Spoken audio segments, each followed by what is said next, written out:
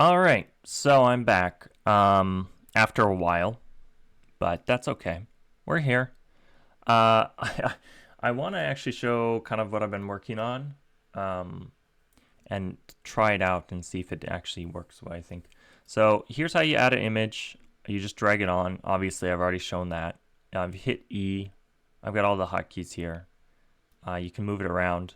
I've now added the ability to resize it, like when you scroll, which I think is good. Because sometimes images need to be larger, you know. And then another thing, in fact, we'll move this here because I want to kind of center on the L or the D because I want to try something here. Another thing I've added is line width. So we can go low or high, doesn't really matter. And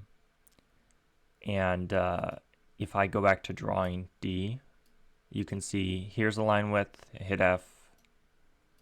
Here's the line width, go all the way down here. Okay, you get the idea. I probably wanted it 3 or whatever. Yeah, that's good. I've also added the ability to sort of resize things. So if I draw a circle real quick here over on the side, and I hit edit mode, and then I press N to select the next shape, and I scroll or click outside of the shape or away from these little things, I can move it around, see? So that's kind of cool.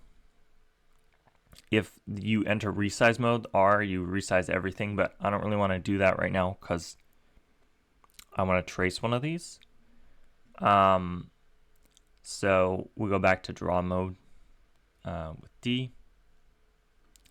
And then I think maybe we'll do the D because draw mode D. And we'll try and trace a letter, not super successfully. But that's kind of cool. And I can adjust these things to try and get it to fit, you know. So that's, see, look at this. Look at this. It's working. Yeah, see? See, that fits. And then if we just select this again and move it out of the way, you can see, okay, we need a little bit more adjustments there. But yeah, you can get the idea. It's working. This resize still works. I can move it wherever.